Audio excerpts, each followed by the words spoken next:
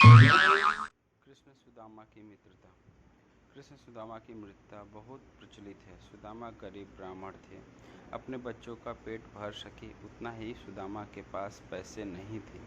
सुदामा की पत्नी ने कहा, हम भले ही भूखे रहे लेकिन बच्चों का पेट तो भरना चाहिए ना। इतना बोलते बोलते उसकी आंखों में आंसू आ गए। सुदामा को बहुत दुख हुआ।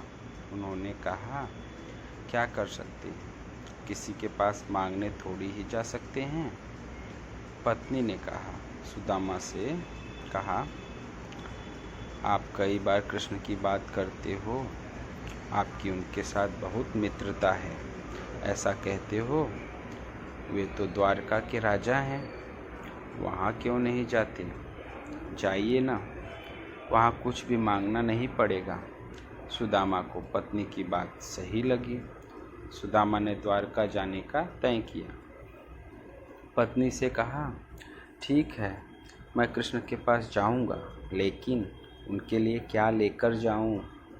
सुदामा की पत्नी पड़ोस में से तांदूल ले आई। उसे फटे हुए कपड़े में बांधकर उसकी पोटली बनाई।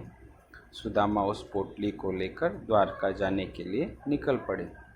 द्वारका देखकर सुदामा तो दंग रह गए। पूरी नगरी सोने की थी। लोग बहुत सुखी थे। सुदामा पूछते पूछते कृष्ण के महल तक पहुँचे। दरबान ने साधु जैसे लगने वाले सुदामा से पूछा, ए, यहाँ क्या काम है?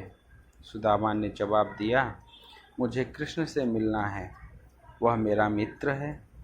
अंदर जाकर कहिए कि सुदामा आपसे मिलने आया है। दरबान को सुदामा के वस्त्र देखकर हंसी आई। उसने जाकर कृष्ण को बताया।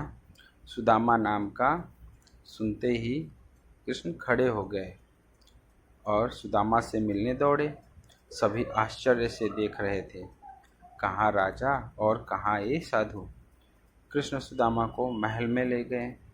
सांदीपनि ऋषि के गुरुकुल के दिनों की यादें ताज़ा की। सुदामा कृष्ण की समृद्धि देखकर शर्मा गए। सुदामा तांदुल की पोटली छुपाने लगे, लेकिन कृष्ण ने खींच ली। कृष्ण ने उसमें से तांदूल निकाले और खाते हुए बोले, ऐसा अमृत जैसा स्वाद मुझे और किसी में नहीं मिला। बाद में दोनों खाना खाने बैठे। सोने की थाली में अच्छा भोजन परोसा गया। सुदामा का दिल भर आया। उन्हें याद आया कि घर पर बच्चों को पूरा पेट भर खाना भी नहीं मिलता है। सुदामा वहाँ 2 दिन रहे। वे कृष्ण के पास कुछ मांग नहीं सके। तीसरे दिन वापस घर जाने के लिए निकले। कृष्ण सुदामा के गले लगे और थोड़ी दूर तक छोड़ने गए। घर जाते हुए सुदामा को विचार आया, घर पर पत्नी पूछेगी क्या लाए, तो क्या जवाब दूंगा। सुदामा घर पहुँचे। वहाँ उन्हें अपनी झोपड़ी नजर ही नहीं आई। उतने में ही एक सुंदर घर में से उनकी पत्नी बाहर आई। उसने सुंदर कपड़े पहने थे। पत्नी ने सुदामा से कहा, देखा, कृष्ण का प्रताप, हमारी गरीबी चली गई। कृष्ण ने हमारे सारे दुख दूर कर दिए। सुदामा को सुदामा को कृष्ण का प्रेम याद आया। उनकी आंखों में खुशी के आंसू आ गए।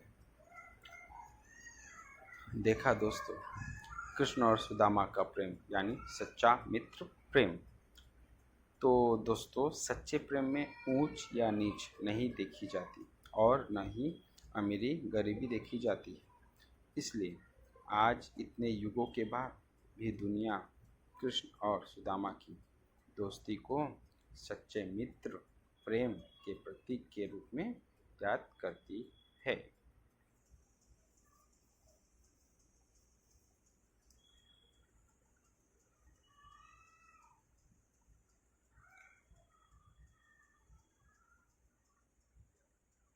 अगर आपको मेरी कहानी पसंद है तो आप मेरे चैनल को लाइक और सब्सक्राइब करना ना भूलें।